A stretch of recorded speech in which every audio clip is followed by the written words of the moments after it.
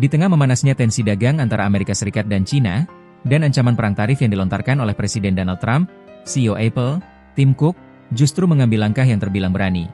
Ia berkomitmen untuk meningkatkan investasi Apple di China. Kunjungan kedua Cook ke Beijing tahun ini bukan sekadar kunjungan bisnis biasa.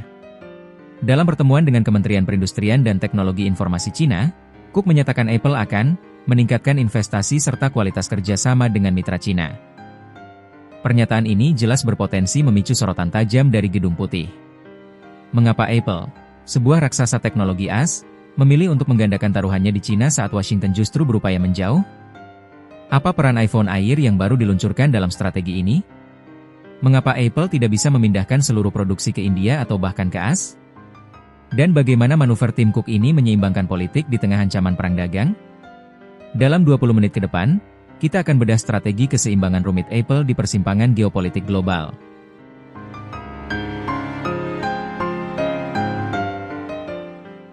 Janji manis Cook di Beijing. Kunjungan Tim Cook ke Beijing ini sangat high profile. Ia datang untuk bertemu langsung dengan Li Lecheng, pimpinan Kementerian Perindustrian dan Teknologi Informasi, MIT.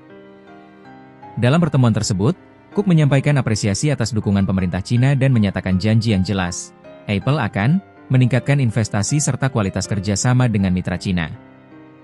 MIT menyambut baik hal ini, meyakinkan bahwa pasar China yang sangat besar dan rantai industri yang lengkap menawarkan iklim usaha yang menguntungkan bagi perusahaan asing. Kunjungan ini juga bertepatan dengan peluncuran iPhone Air yang sempat tertunda di pasar Asia. iPhone Air adalah produk krusial yang diharapkan dapat meningkatkan penjualan Apple di pasar Asia yang lesu. Komitmen investasi baru ini adalah upaya Apple untuk melancarkan peluncuran produknya dan memastikan dukungan penuh dari pemerintah China.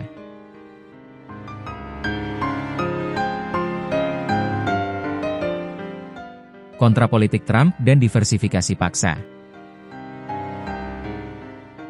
Langkah Tim Cook ini adalah manuver kontra politik yang berisiko tinggi.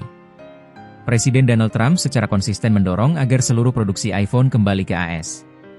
Pada Februari, Apple bahkan menjanjikan paket investasi di AS senilai 500 miliar dolar Amerika, yang kemudian meningkat menjadi 600 miliar dolar Amerika pada Agustus, sebagai upaya menenangkan Washington.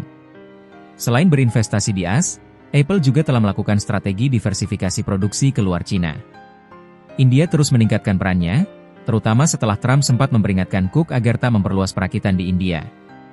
Namun, situasi geopolitik yang memburuk justru memaksa Apple mengambil langkah fleksibel. Tekanan politik AS memaksa Apple investasi di AS dan India. Realitas bisnis memaksa Apple untuk tetap bergantung pada China. Meskipun ekspor iPhone dari China turun hingga 72% pada April, negara itu masih menjadi tulang punggung manufaktur Apple. India memang naik, tetapi belum bisa menandingi kompleksitas, kecepatan, dan skala ekosistem manufaktur yang telah dibangun China selama puluhan tahun.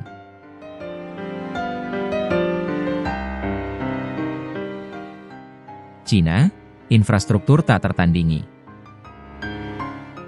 Mengapa memindahkan seluruh perakitan iPhone ke AS bukanlah opsi realistis, bahkan di tengah tekanan politik? Ada 3 alasan utama mengapa China masih tak tergantikan. Rantai pasok kompleks. China memiliki ekosistem yang luar biasa lengkap, mulai dari router kecil hingga layar canggih. Ribuan pemasok komponen berada dalam radius beberapa kilometer saja. Membangun ulang rantai pasok sekompleks ini di AS atau India membutuhkan waktu puluhan tahun dan biaya triliunan. Kecepatan dan skala. Infrastruktur dan tenaga kerja China mampu memproduksi iPhone dalam skala miliaran unit dengan kecepatan yang tak tertandingi, sesuatu yang dibutuhkan Apple untuk memenuhi permintaan global.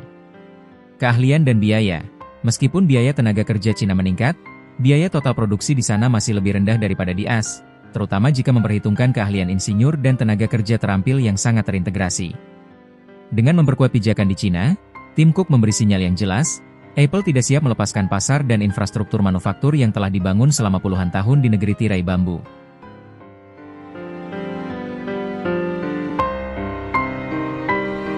Melayar di perairan perang dagang. Langkah Apple menguatkan kembali pijakannya di China muncul saat hubungan Beijing-Washington berada di titik terendah. Tensi dagang semakin memburuk. Ancaman tarif Trump. Presiden Trump mengancam menaikkan tarif barang impor asal China, yang bisa sangat memukul Apple jika biaya produksi di China meningkat tajam. Mineral tanah jarang China, Cina baru-baru ini memperketat ekspor mineral tanah jarang, rare earth mineral, yang krusial untuk industri chip dan teknologi. Ketergantungan Apple pada komponen ini membuat mereka rentan terhadap kebijakan retaliasi Cina. Dalam kondisi penuh risiko ini, Apple memilih strategi keseimbangan, hedging strategi. Tunjukkan loyalitas ke AS, dengan paket investasi 600 miliar US$ di AS. Amankan basis produksi di Cina, dengan janji investasi baru, sebagai sweetener untuk memastikan Cina tidak memblokir rantai pasok mereka. Kunjungan Cook menjadi bukti bahwa bagi perusahaan global, kepentingan bisnis dan rantai pasok seringkali harus didahulukan di atas tekanan dan kepentingan politik domestik dari negara asal mereka. Manuver tim Cook untuk meningkatkan investasi di Cina adalah langkah yang berani dan penuh risiko, namun didorong oleh realitas ekonomi yang tak terhindarkan. Apple membutuhkan Cina untuk menjaga kompleksitas rantai pasok, biaya produksi, dan, tentu saja, untuk meluncurkan produk penting seperti iPhone Air di pasar Asia. Apple memilih jalur tengah, tetap menunjukkan dukungan pada kebijakan ekonomi AS melalui investasi besar, sambil tidak memutus simpul yang mengikat mereka dengan infrastruktur manufaktur global Cina. Strategi ini adalah upaya bertahan hidup di tengah pusaran perang dagang global.